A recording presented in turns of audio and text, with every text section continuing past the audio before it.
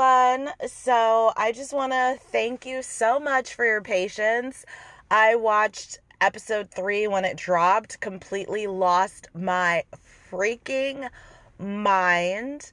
And I watched episode 4, also snatched my wig 2 weeks in a row. And I cannot wait to do these episodes. I actually dedicated today to the P Valley podcast because I have this episode to record. I want to record some more after it. And I also want to start uploading to my YouTube because I haven't uploaded in 4 months. I have like 42,000 views. Not enough subscribers, so feel free to subscribe. I have to have 100 subscribers in order to be able to personalize my channel, and I have like 63 or so. But anyway, I definitely will be bringing on someone, hiring someone within the next year to help with the podcast promotion because I'm a one-woman show and I am so busy. But I am so excited. Thank you to all of my new subscribers. So what I will suggest is, can you please just take an episode of the P Valley podcast? Doesn't matter which one, but whichever one you like, and text a link to that episode to someone that you know watches the show. Like if you text your friends about it, if you tweet about it, if you get on Facebook about it, TikTok, whatever it is, just text a link to the podcast itself or a link to an episode. That would really help me out because it's exciting. I'm definitely getting a lot more excited to get on my mic. And when I say mic, I mean my cell phone because I have a mic that I haven't been using. But it's exciting, and it's exciting because of you. So I just want to shout y'all out. New subscribers, long-term listeners, thank all of you so much. And of course, thank everybody on P Valley. And this was a really exciting week for me the past week. So the past week, I actually had interaction with 2 of the main stars of the show. And I will leave it at that because it's not cool for me to name drop them or shout them out. But I appreciate them acknowledging the P Valley podcast because I have had some people from the show acknowledge it before, but it's been a while. So I really appreciate that so much. Also, I noticed that because I review my stats, and it's funny because if I talk about my personal life, then those are the episodes or the sections of the episodes that people listen to from the beginning to the end. Y'all are nosy, and that's okay. I love y'all. So the only little update that I will give is yesterday was kind of a life-changing day. I'm kind of being hyperbolic when I say that, but I just decided to, because I have so many email addresses, I just decided to check one of my email addresses last night. So I checked it and I saw that I have received a big deposit into my Venmo. So basically, I'm kind of like Mercedes 2.0, like with her deal with Coach and his wife. No, this came from out of nowhere, and I was screaming. It's a big deal. It's a very big deal. So shout out to the universe. I do know why I received it. I'm not getting into that. But who doesn't want to get surprised with a big ass deposit? So I also want to say I did the most research I've ever done, or that I could remember doing, for the P Valley podcast. So for episode 3, I actually watched it again and did all my notes. And then for episode 4 especially, I read the most comments. I read more comments than I've ever read before for this show to prepare for the podcast. I cannot wait to bring the heat, to bring y'all what I read. Oh my goodness. My wig was snatched in episode 3. It was also snatched in episode 4. And I really think we're just starting to get into it. I really do. I am so excited. It's going to be so messy this season. Okay, just based upon what I uncovered and based upon what I feel. So I dedicated today to P-Valley, the P-Valley podcast. So I will be recording back to back to back. And I also will be starting to upload some videos to YouTube again. So anyway, let's get into episode 3. So y'all were there. You saw how episode 3 popped off. It was with Roulette getting buck naked in the boom boom room, and then having this guy ask her to take her mask off, and then he takes out a lot of money because he wants a blowjob, because he likes her lips, and she goes ahead and she starts bobbing up and down on the dick.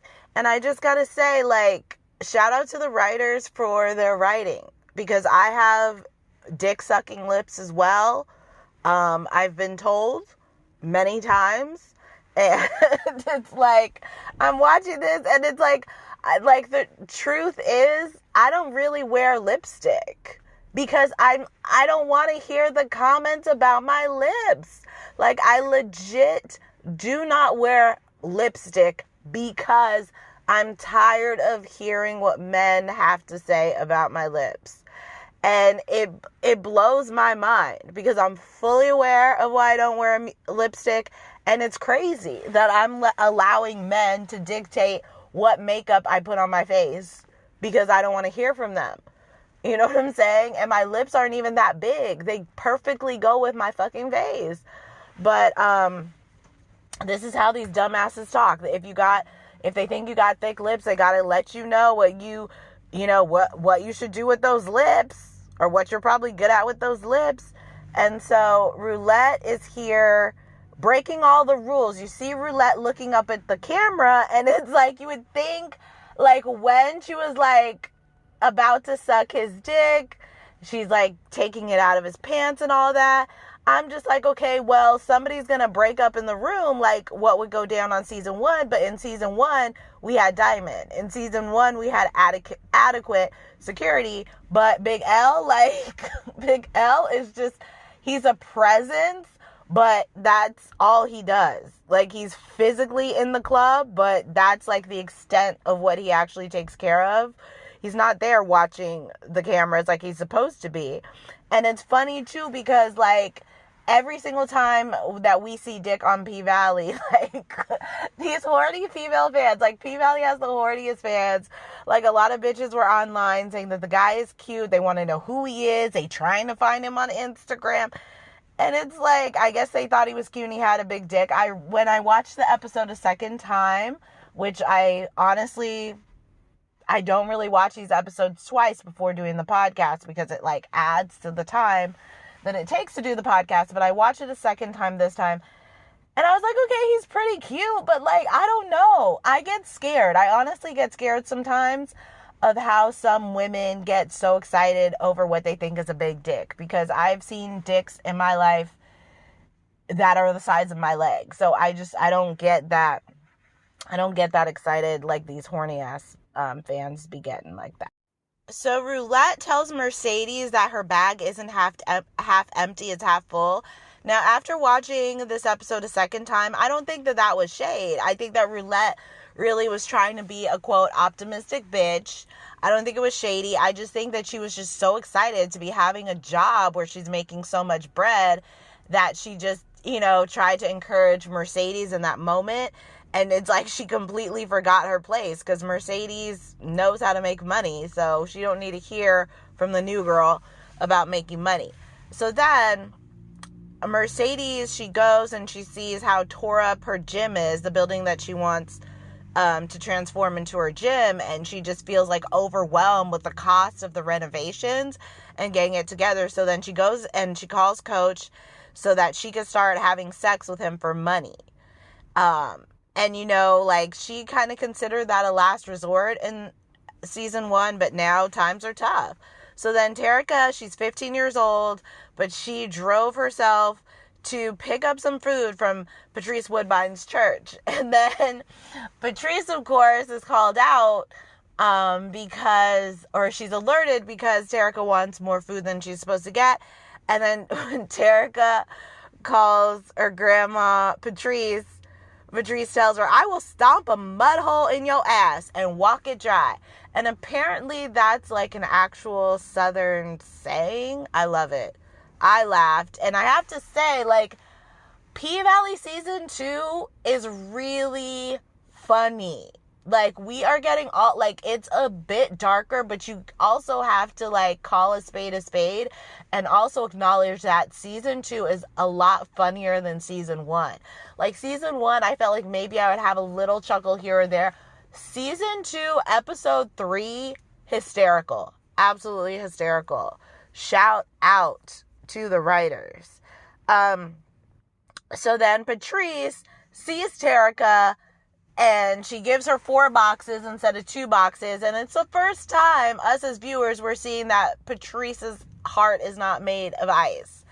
And I'm so in love with how we used to hate Patrice.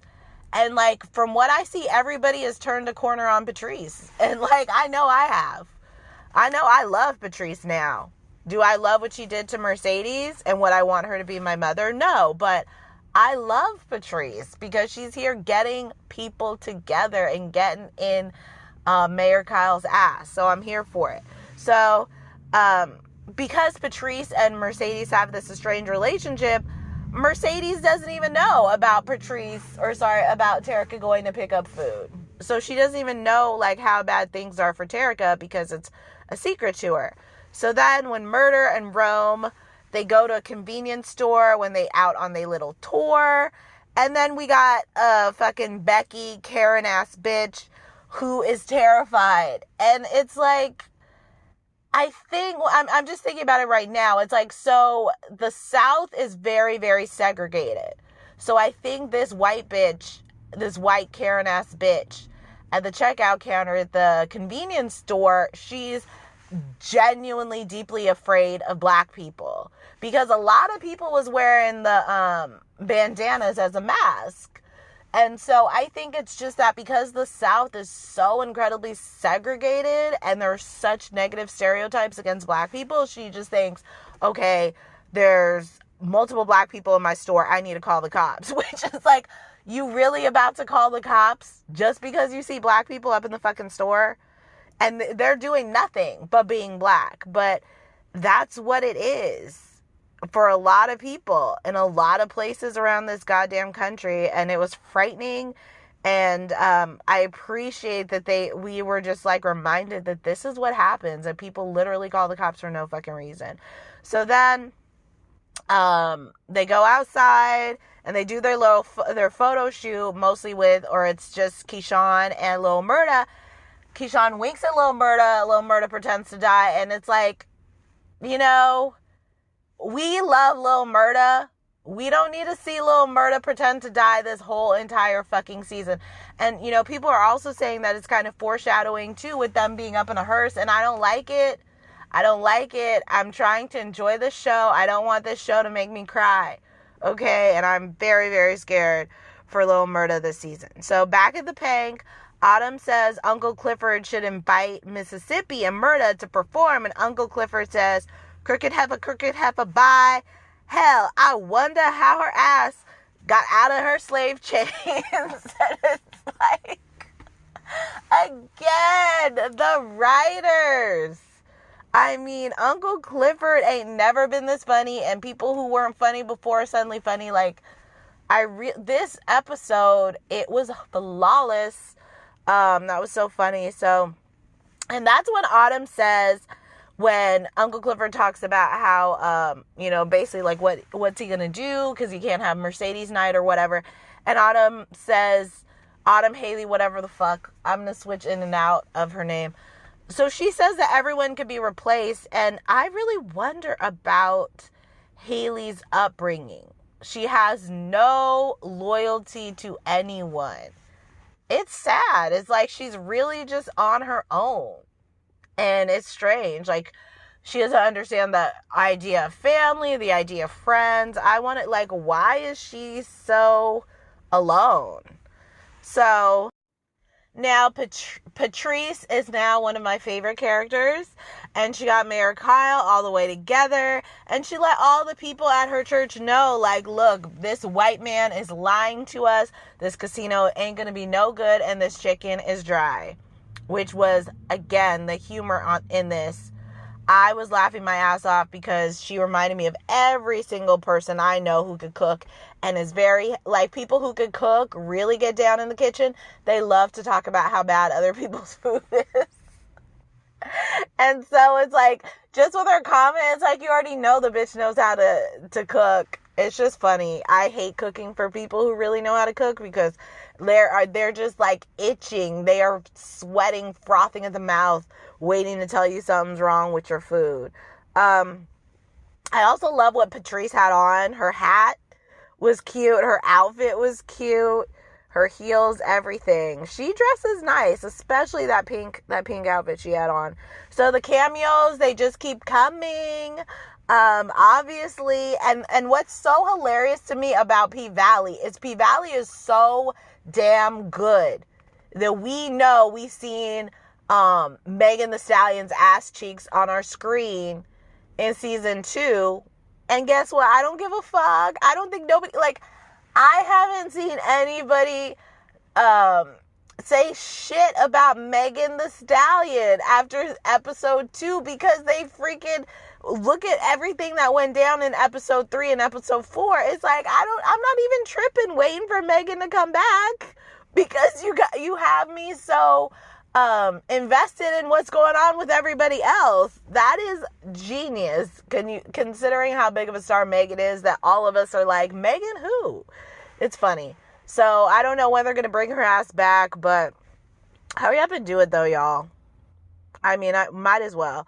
So the cameos, like I said, they keep coming. We see Big Frida introducing Lil Murda and Keyshawn, so they can give it to the crowd now. And now that they're on their champagne campaign, and I love Keyshawn's outfits. It's super cute just having a stripper next to a rapper. Like, honestly, I ain't seen that shit before.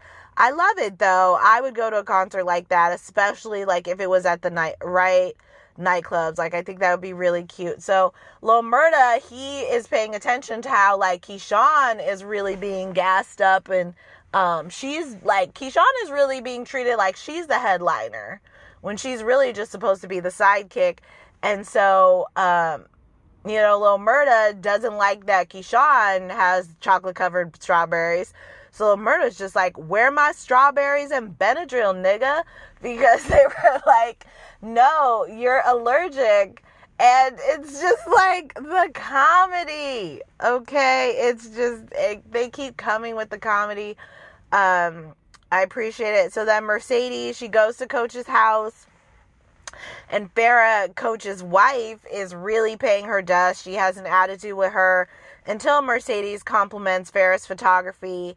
And, Coach comes out, and Mercedes says something about how he looks different in the light. And it's like, we all know this is a different man. And you want to know how we know this is a different man? Because this man has a different complexion. He has a different complexion, a different face, a different height, and a different body. So, I guess the original Coach from season 1, like, he was double booked or whatever.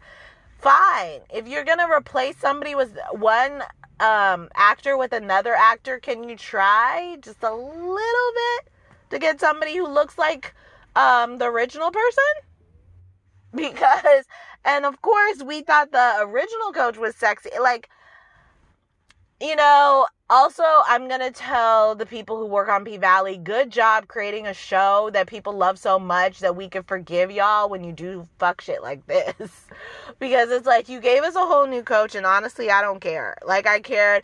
Like, luckily, I saw people talking about it before I saw it, so I expected this bullshit, but I'm over it. Like, I got over it within, a few minutes. That's how good this show is. So Mercedes has to sign a bunch of NDAs with rules, And they gave her stacks and stacks of paper. And realistically, ain't nobody going to sit there and go through every single line of all these documents, even though you should. It's like she should have gone through them. She should have, like, ran that shit past the lawyer, but she didn't, because that's not what most people are going to do. And a lot of legal jargon is purposely written so that the layman doesn't know what it means, what it translates to.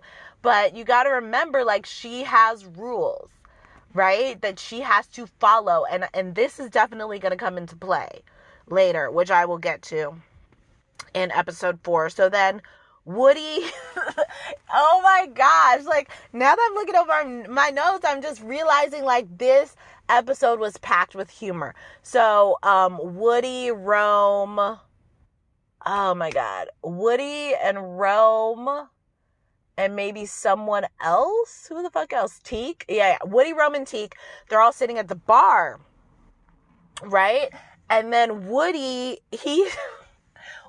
puts hand sanitizer all over his face. And he said that he ain't catch COVID yet. And I'm telling you, not only did this have me rolling, but you know, there had to be people out here in these streets doing that goddamn shit. Because there are so many germaphobes, hypochondriacs, like Wody. What was I saying? Wody? Yeah. Woody, whatever. You know what his name is. He put the sanitizer all over his face. And don't try that at home, folks, because hand sanitizer is very strong. That shit's probably going to peel your freaking skin. But that was so hilarious. So then, I gotta say, like I said, I went hard with my research. So somebody said this, and only one person said this, and this was on a YouTube video. And they said that Pico followed Murda all the way to New Orleans or Kansas, or think about it, wherever they was, that's where Pico followed Lil Murda, wherever the dirty tour was, just to let Murda know that he's going to expose him in some Trade Tale song, and just to start some trouble, because Pico is part of a rival gang now. So Pico is obsessed with outing Murda. And I would love to know why. I would love for us to be given some backstory on why Pico is deeply obsessed with outing Murda. Because I don't like Pico, and I just would like to know, is Pico gay?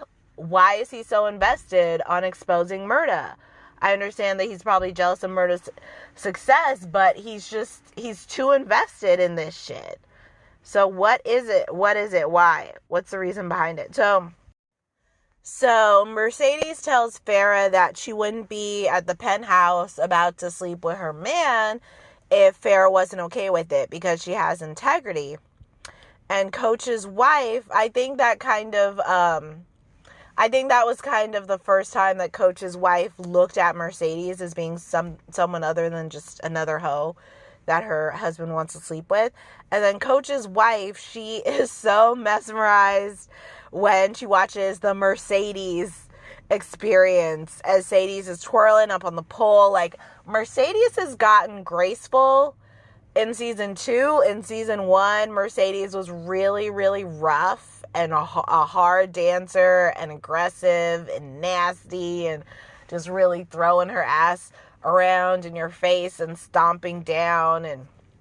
But in season 2, like, Mercedes is a lot more graceful, like, which is what Mississippi was like, and still is but how Mississippi was in season 1. So Mercedes, she definitely is mesmerizing and sexy and elegant in a way that she wasn't. Her dancing was just different in season 1. So when Mercedes gets on top of Coach and starts to, like, take his clothes off, Farrah then decides to jump in, and she's topless, and she walks up to them, and it's like, there's something about Farrah, her marriage, where it's like she needs a new man, essentially, because apparently this is what Coach does. Like, he always has a bitch, or he has multiple women that he pays for sex, and she doesn't like it because it's rejection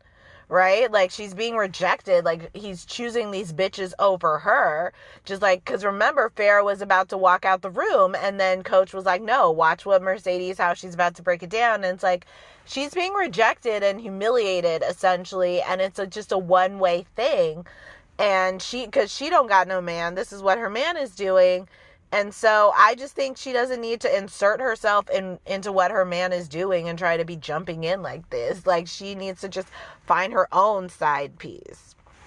So then Andre's wife calls him and she tells him that she has a job offer. He, of course, turns her down because, you know, he wants to remain in Chucalissa. So the threesome sex scene, it was sexy as hell. It was some nice, good, softcore porn.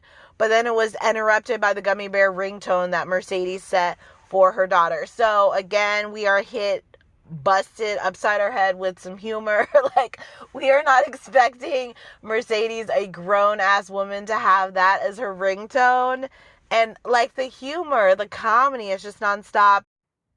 And I was listening to someone on a podcast, and she was saying how, like, when you are dating someone or you have a sneaky link or any of that, you need to set a specific ringtone for them. I used to actually do this forever ago, and I was like, damn, she's right. That's really smart. When I think about it, I'm like, after hearing her, of course I didn't do it yet, but I need to set specific ringtones for certain people in my life so I know to, like, jump up and get to the phone. So I just wanted to pass that along. So anyways, we see that Terica, she's still driving. We already saw her behind the wheel to go to the food drive or the food bank, and now she gets pulled over while her mom, Michelle, is in the back seat, passed out drunk. So Pico, we are back at the Dirty Dozen tour. Now, Pico was grabbing on Autumn in episode 2. I think it was episode 2, if I'm not mistaken, of season 1. And now he tries to hit on a woman in the parking lot who's interested in Lil Murda. And the woman, she don't want Pico. And so then Pico gets upset and he says that the woman isn't Murda's type. And that's when nigga feminist Big Teak fights Pico. Another hilarious line. Thank you, nigga feminist. So Pico is all bark and no bite, essentially, because first Diamond threw his ass out of the pink. Then Murda fought him. Now Big Teak is there punching him in the face, trying to knock his teeth out. Why does Pico try to be getting up on Lil Murda's bitches? Like, or why is Pico always chasing bitches that don't want him? Like, is he gay? Why is he out here always flexing, going for some bitch? Like, where is his bitch? Like, get your own girl. You know, like, what is Pico's story? I hope that they let us know. So at the pink, Roulette starts her period and she grabs a tampon from Whisper, and then she puts the tampon in front of Whisper because she's like, do you mind or whatever? And Whisper turns around, but Roulette ain't shut that goddamn stall door. Like, okay, I have questions. These hoes is on a whole other level of nasty. Okay, like, are the hoes nasty? Is Roulette nasty? Or are the P-Valley Riders nasty? Because what in the fuck is going on? You putting tampons in front of your coworkers now? Why? What? Who? How? Disgusting. Okay. So then Whisper gives Roulette a bump of some white powder. I don't know what it is. I don't trust, like, I don't know what's up with Whisper. I don't know what, like, if somebody's going to give me powder and I'm supposed to take a bump, the last person I'm taking it from is Whisper. Because that shit might, like, really kill me. But the problem is that Roulette, she can't just get a bump of something because Roulette, she's an addict. She's reckless. She has no impulse control. So I think she's already about to be hooked on some shit. So then Toya sneezes and she says that it's allergies. And Uncle Clifford gets her ass on the pole, baby. But she just doesn't get on the pole. She decorated her ass cheeks. Why, Uncle Clifford, did you have to decorate your ass cheeks too? I have never seen no shit like that before. Uncle Clifford always got to stay doing the most. I see you, Nico. Okay? We saw Uncle Clifford's ass on episode 1 or 2 of season 1 of P-Valley. And by season 2, I see that Nico has been doing his squats, keeping it tight and right, so that the character he plays, Miss Uncle Clifford's butt, looked good. And it was like, here's the thing. Like, squats work. Lunges work. Leg lifts work. Leg presses work. And stairs work. All that stuff really, really works. And you too, if you don't got much going on your backside, you too could have a tight booty like Uncle Clifford if you put the work in. So I really hope that we get to see more of Uncle Clifford on the pole. Like, remember how Sadie's wasn't there for her last dance and Uncle Clifford was like looking through clothes like, I gotta go out there. And so Uncle Clifford knows how to do some tricks on the pole, and I don't want y'all to tease us. I hope that we get some more. So Roulette and Whisper, they dance together. I don't like Whisper basically, like, she's doing weird. She's, like, kicking her leg. She's so weird. Like, that wasn't sexy. It was weird. But I do think she's a sexy dancer. But I just didn't care for that move. And then Roulette takes her top off, and Uncle Clifford is upset. But Uncle Clifford, you shouldn't be that upset because Roulette doesn't really have anything going on when it comes to tits. So then Roulette, she takes some shit. She goes, oh, I think you have something in your teeth to Duffy. And then she takes a knife. And I want to know why she had to put a knife up to his teeth to take some shit out. Like, I'm lost. So then Mercedes and Michelle, Terica's mom, they argue about who should have raised Terica. And we learned that Mercedes had her baby at 15 years old, which I commented on. In season 1, I was like, this don't make no sense for Mercedes to be really young and then have an old ass daughter like Terica. So, Terica's baby daddy is a pedophile. I don't care how old Mercedes looked at 15. He was still old as hell having sex with a young, innocent baby girl. And so, thankfully, he's dead. Because I'm glad I don't got to see him on the screen. It's really disturbing. And it's unfortunate because there are a lot of men out in these streets like that. They know a girl is underage, but she's lying about her age, and they're acting like it's all fine, and it's disgusting.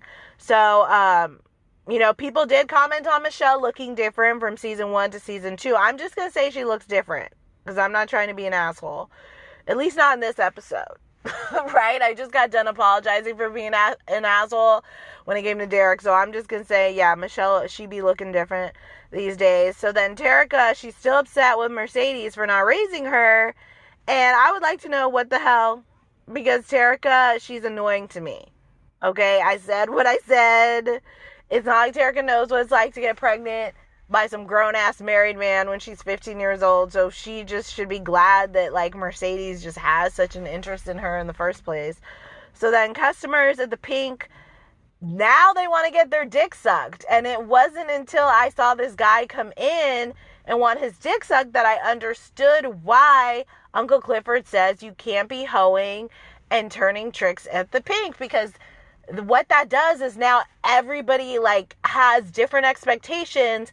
And they don't want to pay you no more if you're not sucking dick or if you're not sleeping with them. So you're putting, by one dancer doing that, she's now putting all of the other dancers in danger, because it's going to be a problem now when the men aren't getting what they feel entitled to, because they know that there's at least one girl doing it, so why won't you do it too? It now puts all the other girls in danger, and now ensures that nobody's going to make money, because they're not wanting to spend money like that anymore when they know that they could get more out of somebody who's loose like Roulette. So even though Haley threatened Uncle Clifford, said, "Don't call me yellow again." That's exactly what Uncle Clifford calls her. And they both agree to sell the pink when they get a $10 million offer. And Haley tells Clifford that it shouldn't be any of her concern where all the dancers go if the pink were to close and be sold. And again, like, Haley's weird. She just, like, she doesn't care about anyone. She's very cutthroat. She's a disaster. So I myself am an accent whore. And I'm going to say that I thought that Andre sounded sexy when he was at the dinner table, talking with Corbin about running for mayor. Like, his accent was really thick. He's like, "I'm from Chucalissa, blah, blah, blah." Like, I am into Andre's accent in that scene. It was sexy to me. As far as Andre, the beard needs to go, the hair needs to go, everything needs to go. He drives me out. But in that moment, I thought his accent was sexy, because people are talking about the accent so much. And I think overall, like, everybody is nailing, like, more of the cast members are nailing a Southern accent than other people. However, everybody kind of sounds like they're from a different region or a different state. And some people, you know who I'm talking about in particular, she just don't know how to do a Southern accent properly. But I think Andre's accent, Southern accent, sounds pretty genuine to me. But, you know, I'm not from the South. So anyways, Mississippi is there greasing Lil Murda's hair in his hotel room. And they talk about his postcards that he's been sending to Uncle Clifford. And everybody's like, "I love their friendship so much." And it's so funny. It's kind of like the way that I hear fans talking about their friendship. I'm kind of like, do you have any male friends? You know, it's like, that's kind of what friends do. They have those heart-to-heart conversations. So Big Teak and Little Murda, they have a sweet little heart-to-heart on the stairs, kind of reminiscing. And then Mayor Kyle shuts down Patrice's church because he's upset that Patrice said that the casino is a bad idea. And then Patrice tells Kyle that he done messed with the wrong bitch. We already know Patrice is dirty. So, Patrice, you got all of us to hate you, and now we are all rooting for you. I think a lot of us are rooting for you. We're on your side. Great job to the writers at turning this character around within such a short period of time. I am now Team Patrice. But what I'm really curious about, because this show obviously likes to do weird shit with the cast, where the fuck is the other Kyle brother? I mean, there are two white Kyle brothers. Where the fuck is the other one? So is he gonna show up? Is it like, I don't know. I like that there was two of them. That both of them tag teamed and whooped Corbin's ass. So where's the other one? So that's really interesting. And I haven't really heard it or seen anybody asking about that at all. But episode 3, after seeing episode 4, I still think that episode 3 is the very best episode of the series thus far to date. And well done. What I really, really am loving about P-Valley is how we really don't know what the hell is going to go down, because, you know, episode 3 was very theatrical, and then episode 4, I think, kind of really slowed down a bit, and it was really, you know, it was the most sex-driven episode of the series as well, and you never know what you're getting with this show. So that's it for my episode 3 recap. Thank y'all. I'm going to be recording my episode 4 recap after this, and then I'm going to be recording an episode about spoilers. So, yeah, you'll see all of that if you've subscribed. Talk to you soon.